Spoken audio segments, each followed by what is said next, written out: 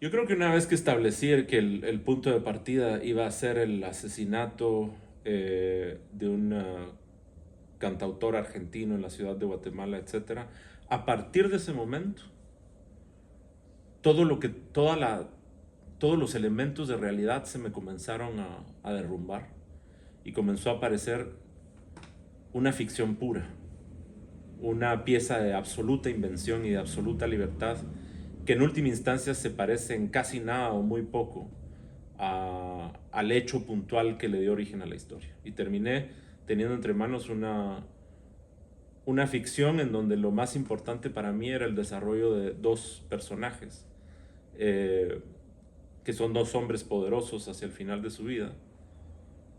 Uno que obtiene poder por la vía del crimen organizado, otro que obtiene el flaco, si se quiere, poder del arte, pero que en última instancia es algún poder, la posibilidad de decirle mensajes a un público. Y el encuentro entre estos dos personajes al final de su vida me permitió, a través de las personalidades de ambos, del encuentro entre ambos y de la amistad que se genera entre ambos, eh, explorar asuntos eh, que me preocupaban en ese momento, pero que sobre todo nos preocupan a todos en todo momento, que tienen que ver con el envejecimiento, la enfermedad, la muerte, y cómo las historias que nos hemos contado a nosotros mismos para proveer de sentido a nuestras vidas a veces entran en crisis.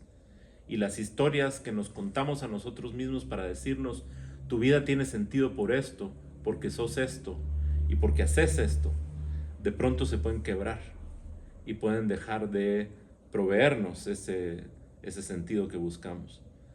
Y, y la enfermedad, la muerte, el dolor, el sufrimiento, el paso del tiempo, la proximidad del fin, pueden hacer quebrar esos relatos de sentido o ponerlos en contraste con una realidad que es más bien absurda.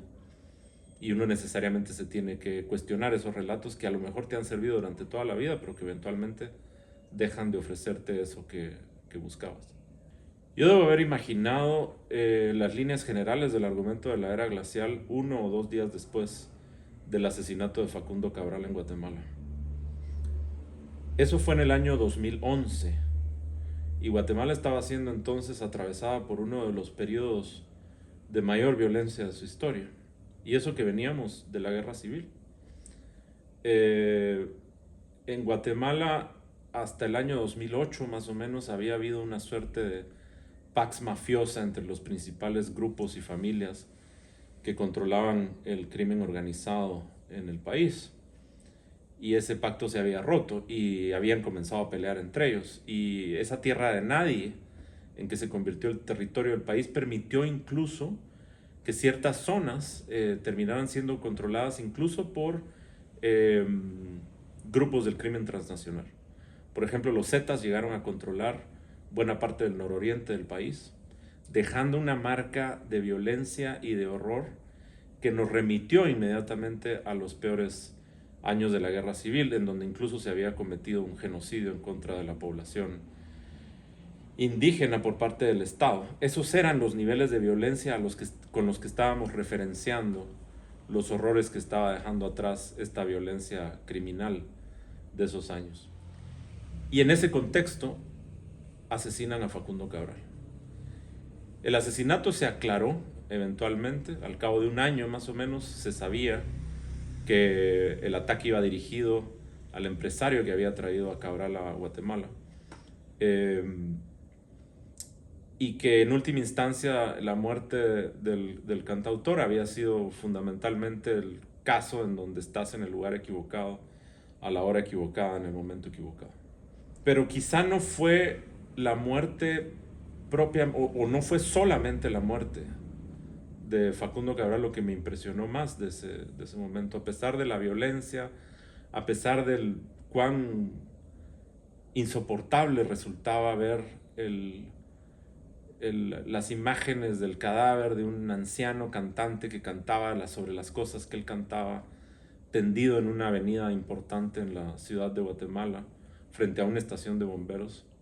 sino una de las cuestiones que más me impresionó fue que muy pronto esa madrugada se empezó a reunir gente alrededor de la estación de bomberos, donde hasta entonces estaban resguardando el cuerpo de Facundo Cabral. Y la gente comenzó a aparecerse ahí, a rodear la estación de bomberos, a corear canciones de Cabral, pero también a mostrar unos carteles que eran verdaderamente impresionantes de ver, porque eran manifestaciones de vergüenza y de culpa.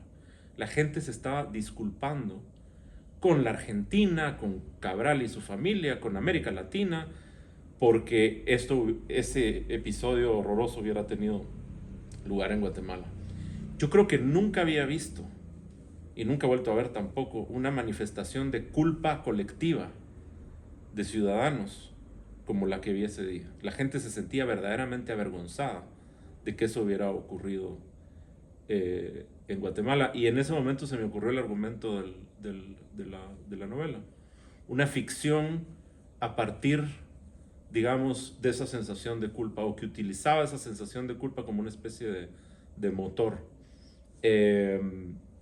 Y que buscaba de alguna manera compensarla y compensar la impresión que a mí me produjo esas manifestaciones colectivas de vergüenza. Pues esos son los momentos en que a veces recurrimos a la ficción para modificar la realidad y ofrecer una visión alternativa al absurdo. De la misma manera que esos relatos que nos contamos a nosotros mismos para proveerle de sentido a nuestras vidas. La ficción a veces puede servir para eso, para modificar la realidad y hacer sentido de algo que no lo tiene. Y a partir de ahí, a partir de esas ideas iniciales, imaginé una historia, pura ficción, completamente imaginaria, pero que modificaba la realidad. Y que uno la puede aceptar mientras la está leyendo, aunque sepamos al principio que es mentira. La Era Glacial es, entre otros temas, una historia sobre la muerte y el olvido. Y una forma de ilustrar eso, más allá de los personajes que finalmente están temiendo la muerte y el olvido, están temiendo el fin de sus vidas, pero también el fin de la memoria y de la huella que dejaron en quienes los conocieron. Una forma de ilustrar eso era a través de recordarnos que los seres humanos caminamos sobre cementerios. Caminamos sobre cementerios de huesos y caminamos sobre cementerios de trastos y de herramientas que utilizaron nuestros antepasados. En una de las zonas en donde ocurre el relato, hay un museo dedicado al Pleistoceno, con huesos de mamuts y de megaterios, que a mí siempre me fascinó desde la primera vez que lo visité cuando era niño. Y la idea de que esos huesos estén ahí para recordarnos nuestro destino, de olvido y polvo, digamos, me pareció una idea muy poderosa para contrastarla frente a dos hombres poderosos que están viendo no solo cómo se ha desvanecido su poder, sino cómo se ha desvanecido su propia vida y cuánto le temen ahora que están a punto de enfrentar la muerte a ser olvidados.